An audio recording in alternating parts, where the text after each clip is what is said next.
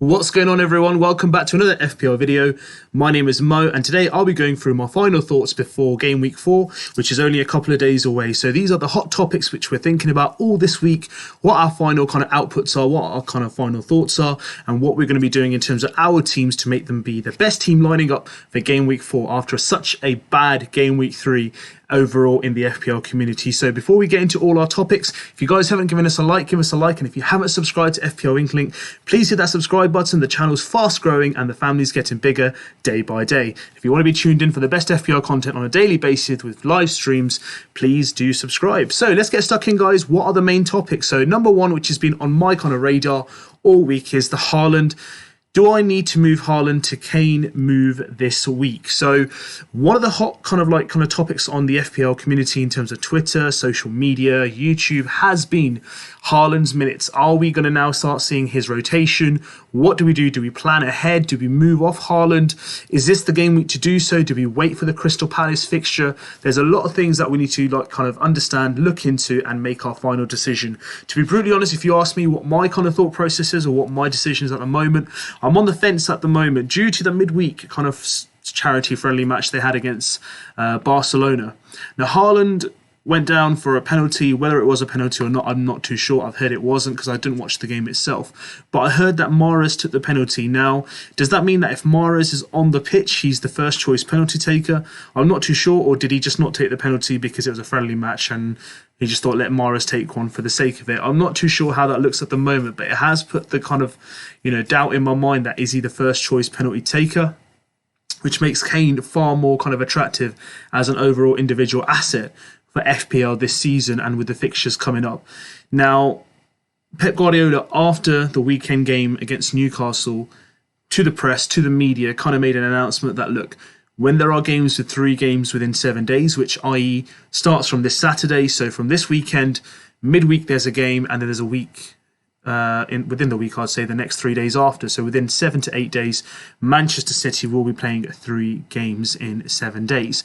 Now, following that, there's a Champions League fixture as well. Now, the concern I have is, from Pep's quotes, he did say that, last season, Haaland wasn't fully fit, he's injury prone, and they had to manage his minutes effectively, despite him being played regularly for Dortmund. So he never really actually played full 90 minutes for them, and he hasn't really done that for Manchester City until last game week, which we saw against Newcastle. So he's played 90 minutes there, he's played a substitute's performance in the midweek game, so there's a strong likelihood he'll probably start on this weekend against Crystal Palace. Now, the concern I have is he outrightly said that his minutes will be managed. They don't want to load him with minutes in terms of FPL in itself, in terms of Premier League games. So in terms of FPL, his minutes are kind of numbered. Now, it's not always as straightforward as saying, he'll be available for the Crystal Palace game, he'll be benched for the Nottingham Forest game, he'll play the Villa game, etc. There's a likelihood he could actually play the Crystal Palace game, play about 60 to 65 minutes. He could then, start against Nottingham Forest as well, again 60 to 65 minutes, and he could be benched for the Villa game, which is next Saturday. So there's no set in pattern that Pep will follow. That one game play, miss, rest, and then be brought in for the next weekend game. So there's no actual way of us knowing what the kind of overall kind of structure will be for Haaland's minutes from Pep. Now, what my concern is, he also said that I highly rate Alvarez. He'll be coming into play for him. Bernardo Silva got his first game. He rates him highly as well. And there's Gundogan now, who's getting regular minutes as well. And we know he has played that forward role in an absence of a striker last season. So there's a lot of doubt in the moment for me. On the other hand, you got Kane, who is playing Nottingham Forest this weekend, so it's an away game.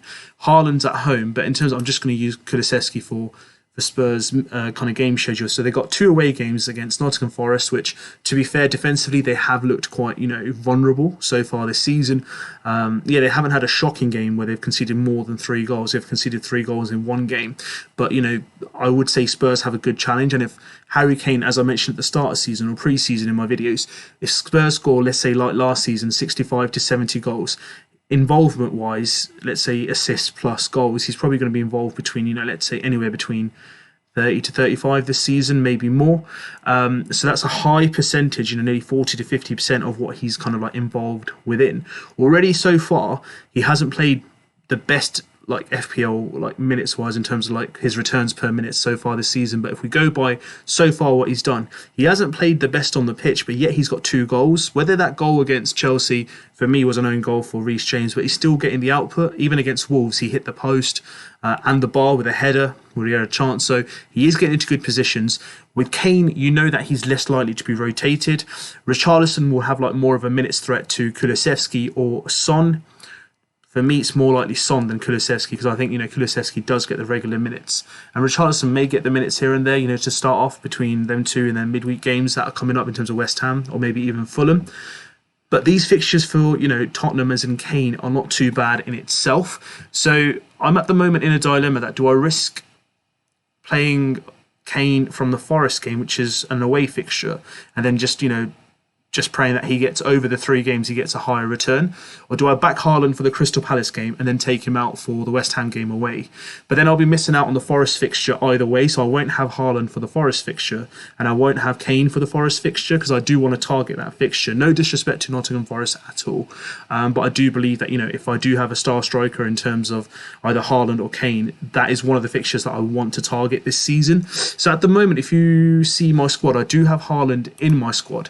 I am 80% convinced that I want to move over to Kane this weekend. I'm just not pressing it at the moment because, I don't know, there's something at the back of my head saying that, he's owned by over 60% of managers, and if he does well, that's, maybe going to affect my rank. But then I think one thing which has kind of almost got me over the edge is, yes, he's 60% owned. Am I captaining him? No. That's going to be Salah. So in terms of Kane or Haaland, neither are my captain. Now, he got 6 points last week for a goal. So did Kane. So in that regard, if they're both blank or if they both score, I'm not actually missing out on much. And the thing is with Pep Guardiola as well, I've seen it previously, he doesn't mind making a substitute at halftime. He doesn't mind making a substitute anywhere between 55 to 60 minutes. So he might not even get like 60 minutes on the pitch potentially if he's going to be managed, if Man City are already 2 or 3 goals up.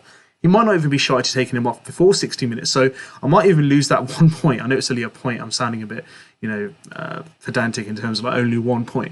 It could even be that 1 point that makes a difference between him and Kane, because I know Kane will get those regular, 90 minutes. So I think if you look at me from January, I'm looking at Haaland potentially getting anywhere between, in 3 game weeks. He's looking at 3 games of 90 minutes. I think, his workload management coming into that, he potentially might even get, over 270 minutes. He might not even play 200 minutes. Whereas Kane, I think anywhere between 240 to 270, he's most likely to play.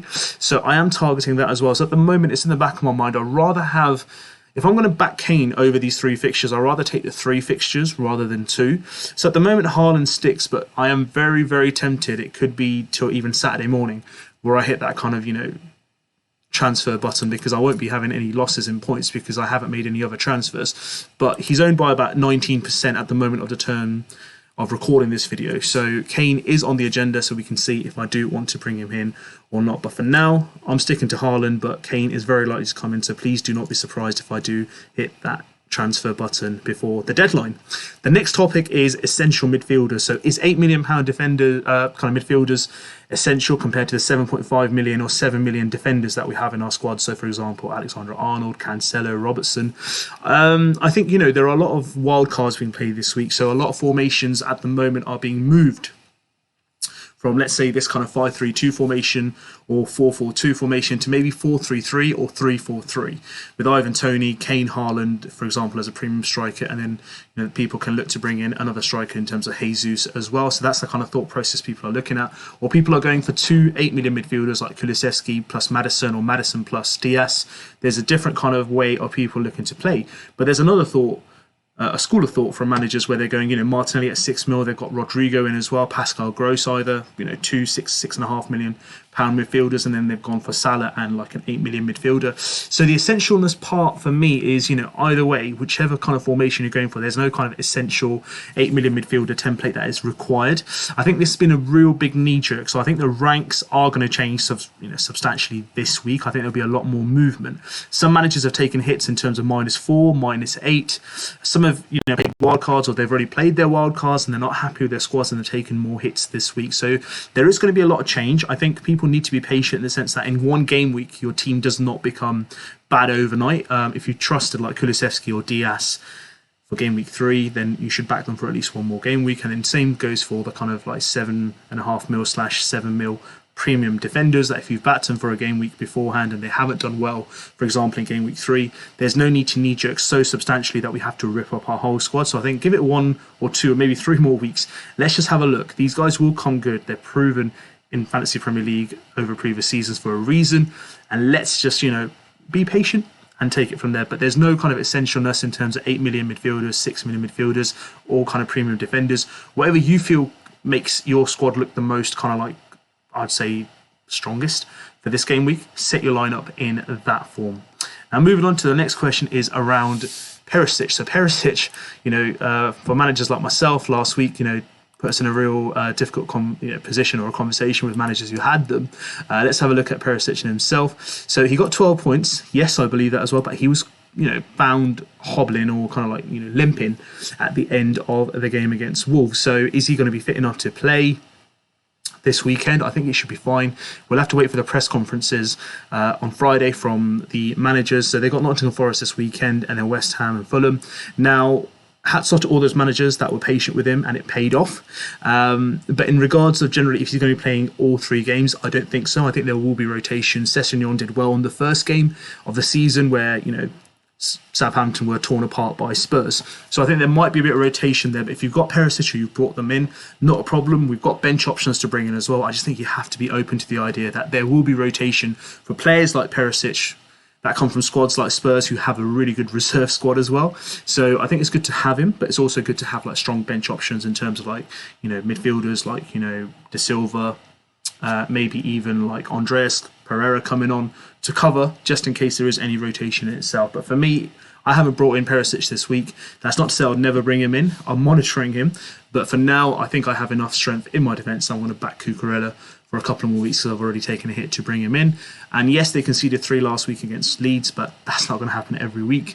I think Chelsea are a much stronger outfit overall in terms of a defensive team for FPL. The next topic is Manchester United, of course. So my team, Man United, the love of my life, football. I love watching this team, and I absolutely loved watching them play against Liverpool. It has the identity come back. I'm not going to make an assumption it has based on one game week. Yes, they've lifted themselves. Now the challenge is for them to continue that on the weekend against Southampton. Now, which players am I potentially looking at in terms of Manchester United? We can have a look as well. So let's see from Manchester United. So in terms of price-wise, they come out at some really good prices. So Malaysia, 4.4 mil, played well against Liverpool, 90 minutes. Played a real solid game. Could be someone I could look at in the future if I look to bring him into my squad. I want to see him get some more game time, a bit more exposure, but definitely on my radar in terms of coming in as well to my squad. In terms of midfield, the obvious choice is Marcus Rashford because of his price of 6.3 mil. Got 10 points against Liverpool, got the goal. And he looked absolutely dangerous on the counter-attack. And if he can get regular minutes and he continues his amazing form that he has, for sure, this guy is going to be someone who's on my agenda to come into my squad. And the other player that I'm really, really interested in, which was pre-season and now after watching him play, is Anthony Martial. And at 6.9 mil, this guy seems like a really good pick. He only got 45 minutes against Liverpool. I'm definitely going to be watching him very closely this weekend against Southampton. I could potentially move away from the 5-3-2, and I could look at maybe potentially going at 4-3-3 as a formation. So we could look at that in terms of Martial coming in, and I might replace one of my defenders, but that's yet to be seen in terms of how I look to play it. But Martial for me does look strong, looks fit after coming back from his hamstring injury. He's got the 45 minutes. We're going to watch him play against Southampton, and the fixtures then for Manchester United, they've got Leicester away, which is red. I don't think it's that difficult, to be fair, but it'll be a good game. Then Arsenal, Crystal Palace, Leeds, Man City, Everton.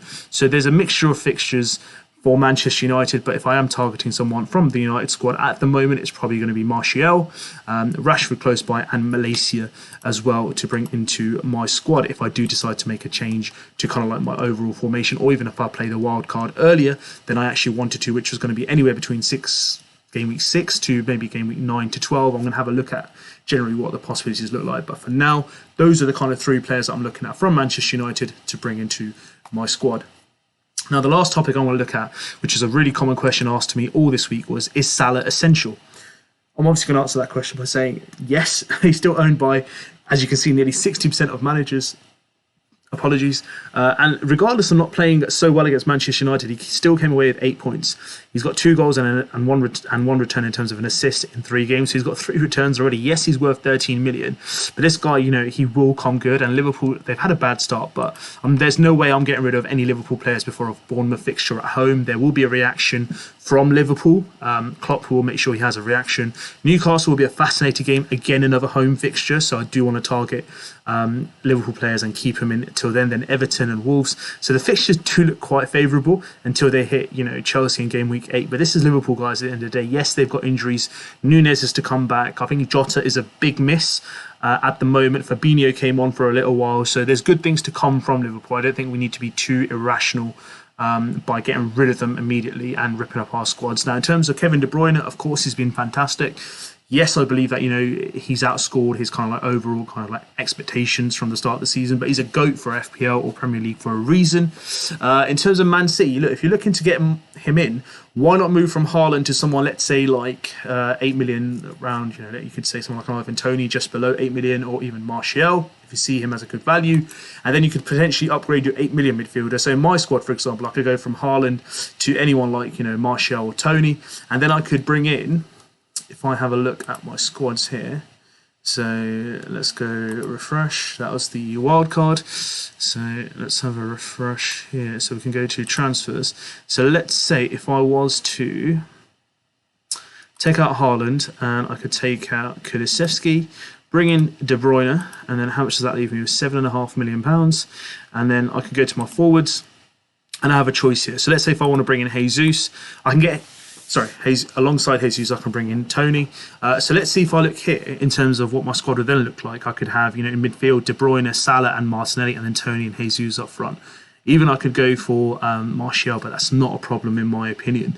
So that's something that it could look like as well. But I don't think I would ever get De Bruyne in the spot of Salah for now, based on the fixtures that are going to be coming up and the output that I know that the FPL GOAT can deliver for me. And he's not a bad player overnight, guys. Look at his record. His lowest total in points tally in 2019-2020 was 233. So for me, Mo Salah, guys, be patient with him. It will come good and he will give you the points for your patience and reward you with some really high and good scores. He's my captain for this week, guys, and I'm definitely backing him for a good game week. But if Bournemouth play well, hats off to them. They're a new team, but they're at home, so I'm expecting big things from Salah, and he's going to be the highest obviously the most captain, the highest percentage of managers captaincy option this game week. So that's the kind of hot topics, guys, this week. What are your thought processes? Do you have any questions that I haven't talked about, any topics that you wish to discuss? Pop it in the comment section. If you like the content you see, guys, give us a like, and even more importantly, if you haven't subscribed to FPL INKLING, it's absolutely free, guys. Hit that subscribe button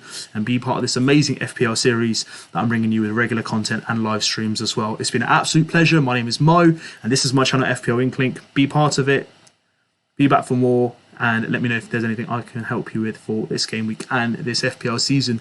Best of luck, guys, to your journey to be #1 FPL manager at the end of this season, which is game week 38. We've still got 35 game weeks to go. Good luck, make your changes, and be proud and confident going into game week 4, despite the challenges and negativity we've had since game week 3 ended a couple of days ago. Good luck, stay safe, and let me know if you need anything. Thank you for watching. I'll be back with some more content very, very soon.